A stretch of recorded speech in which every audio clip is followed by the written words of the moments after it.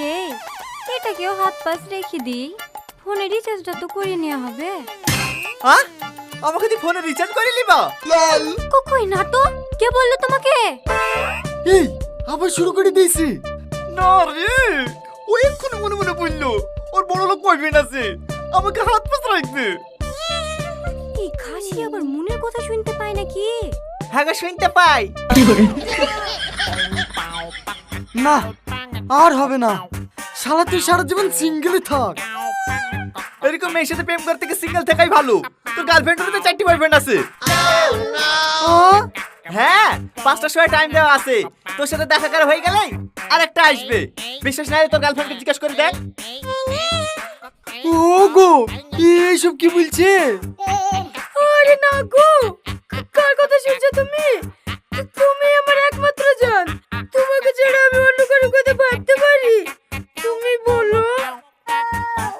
সে তো আমি জানি, এই শালাই ভুংবাং বলছে নিজের প্রেমটা হয়নি তো, তাই আমাদের মধ্যে বিষ ঢুকেছে। বিষ ঢুকাছি না রে শালা। 5টা অব্দি বস, বসলে তো সতীনকে দেখতে পাবি।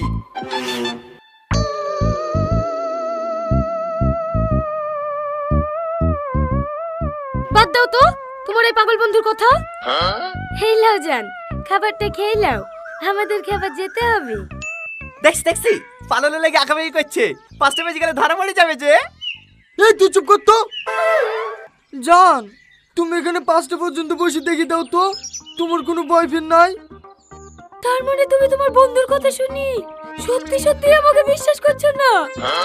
তুমি জানো তোমাকে আমি এতটাই ভালোবাসি, তোমার জন্য আমার জীবনটাও দিয়ে দিতে পারি, আর তুমি তোমার বন্ধুর কথা শুনি আমাকে সন্দেহ করছো। ছি ছি ছি, আমি আর এখানে এক মুহূর্ত দেখবো না। এর সাথে চ। এই ধরা পড়ে যাবে বলে নাটক করছে। পালাবে, ধর।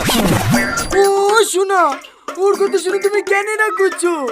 ওই ছেলের সাথে আমার জীবনে কথা বলবো না। তুমি 2 মিনিট বসো।